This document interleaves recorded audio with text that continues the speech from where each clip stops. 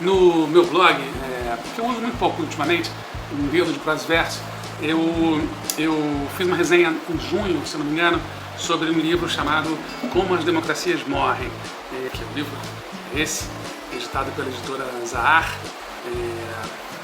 cujos autores são o Steven Levitsky e o Daniel Ziblatt.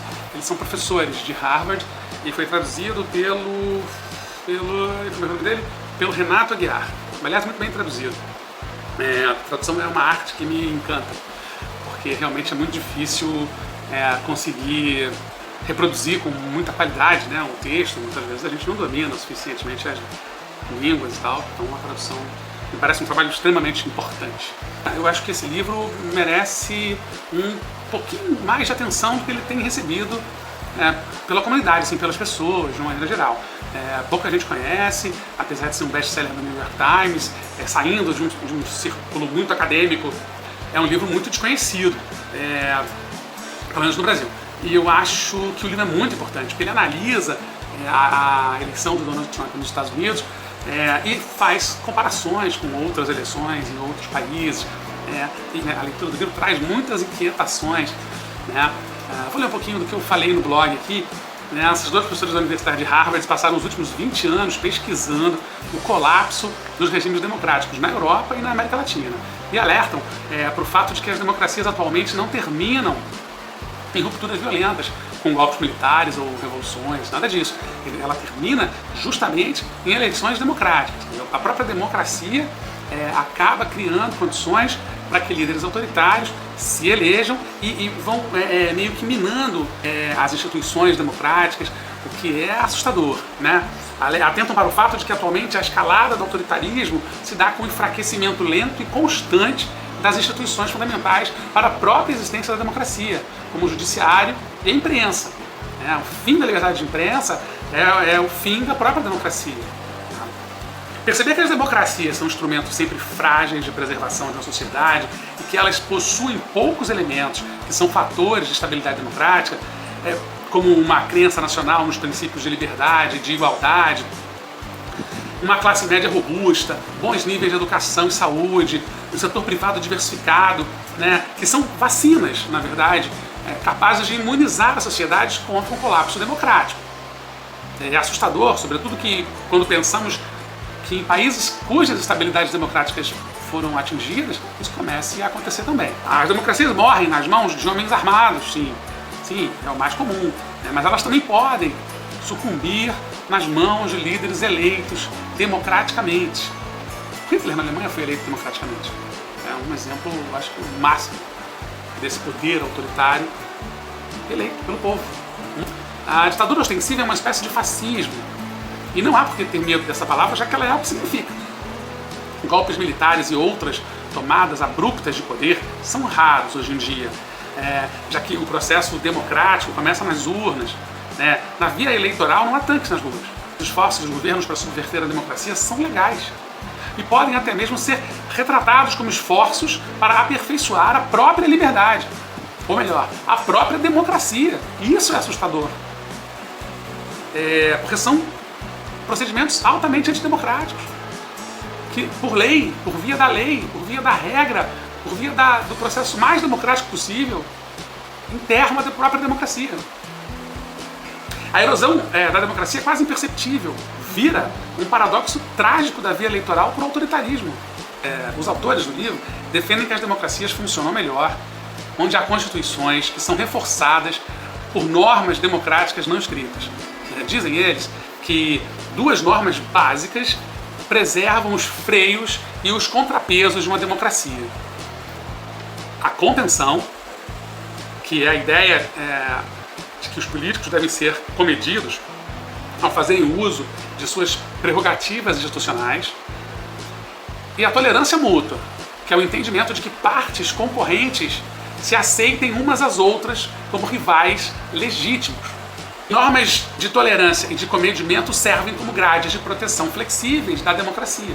O enfraquecimento das nossas democracias está enraizado na polarização sectária extrema, uma polarização que se estende além das diferenças políticas e adentra conflitos de raça e cultura.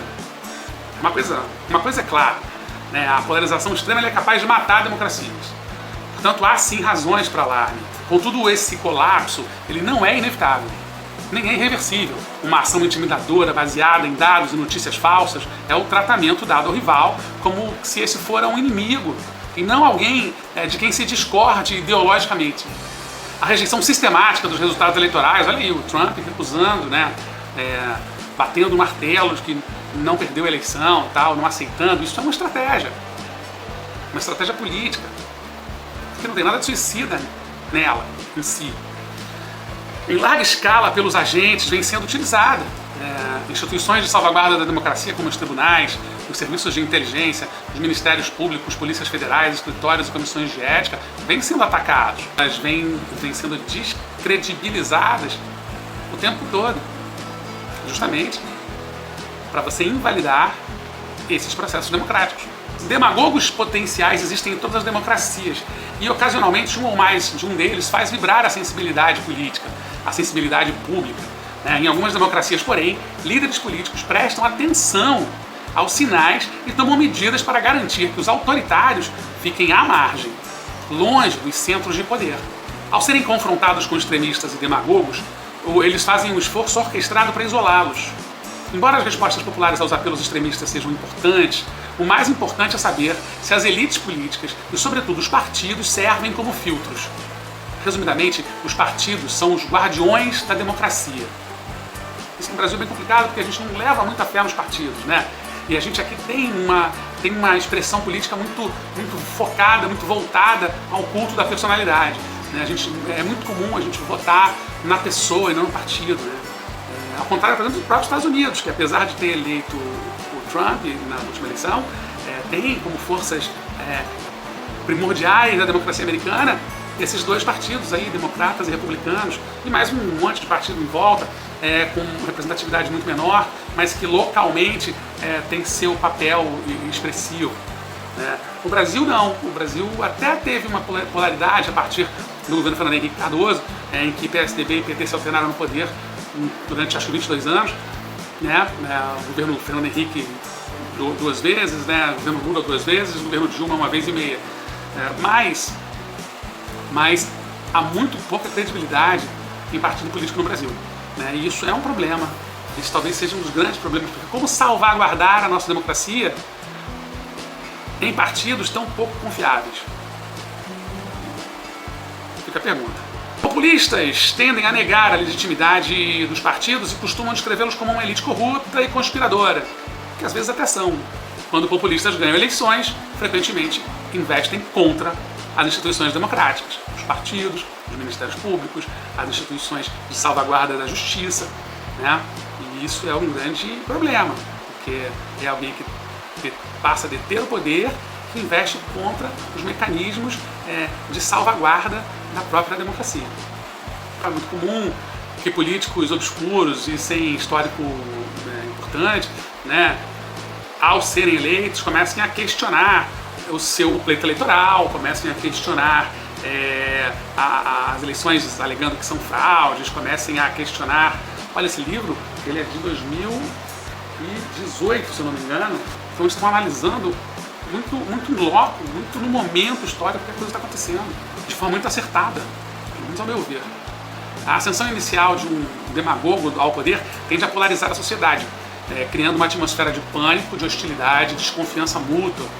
O processo dessa ascensão começa muitas vezes com palavras. Esses políticos atacam seus críticos com termos ásperos e provocativos, chamando-os de inimigos, subversivos, terroristas.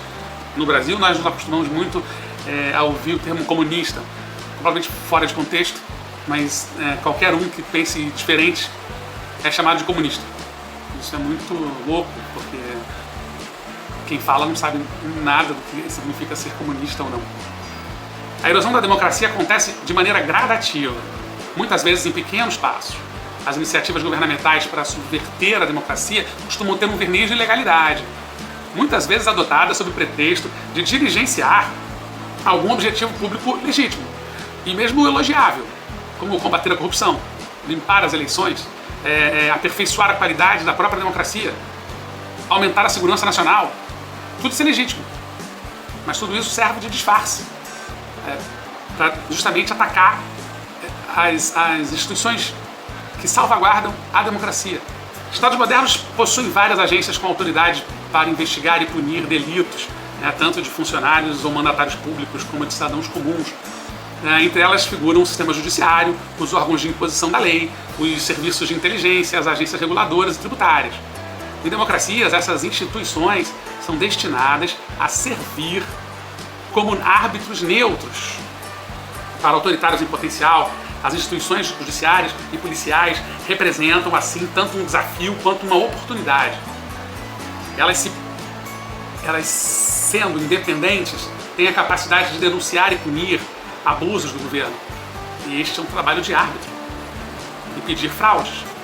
Não obstante, se controladas por sectários, essas instituições podem servir aos objetivos do aspirante a ditador, protegendo o governo de investigações e processos criminais que possam levar ao seu afastamento do poder.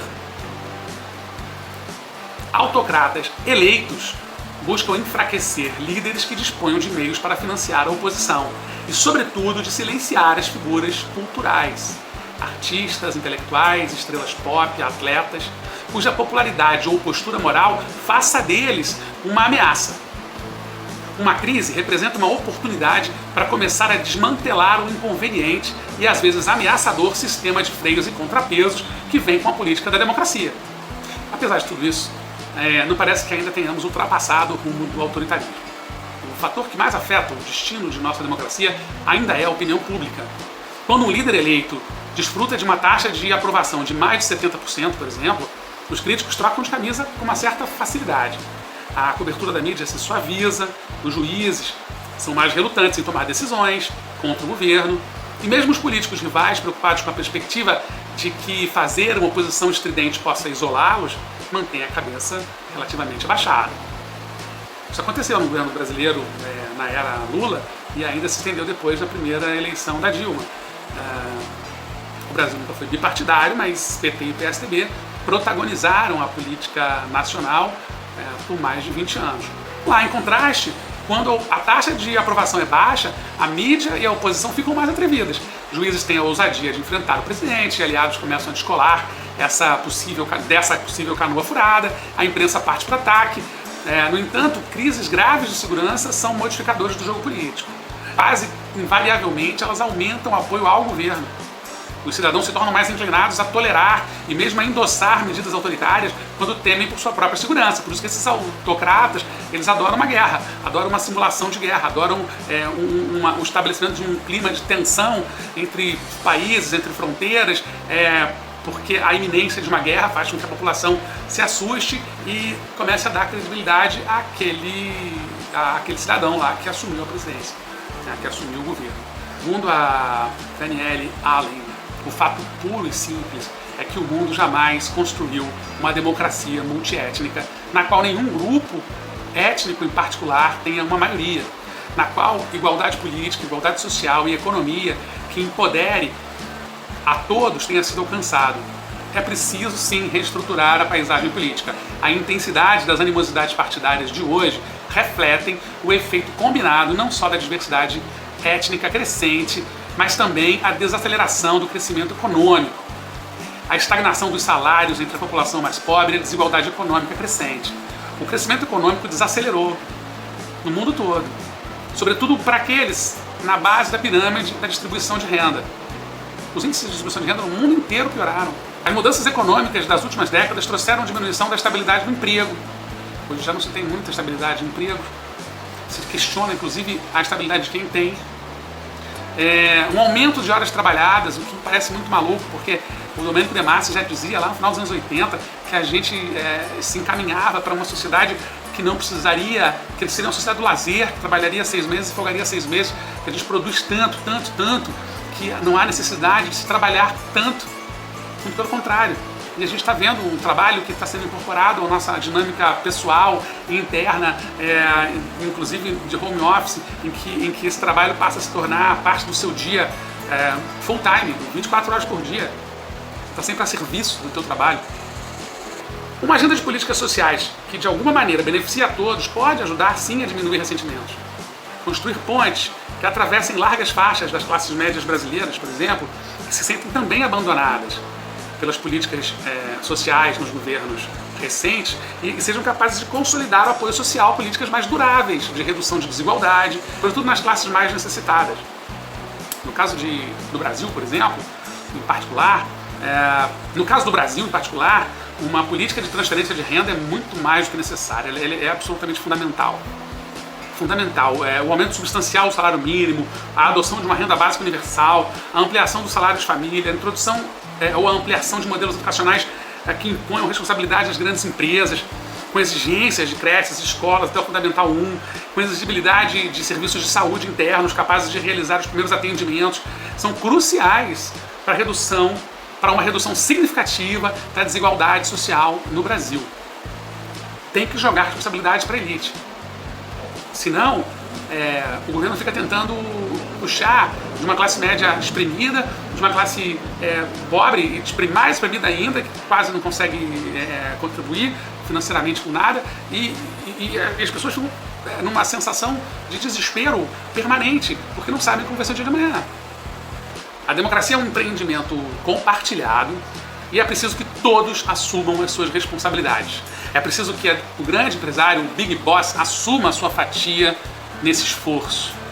É preciso taxar as grandes fortunas, é preciso que se faça uma política racial de distribuição de renda, é preciso que o nosso destino como país democrático gere melhor qualidade de vida. Isso depende de todos nós.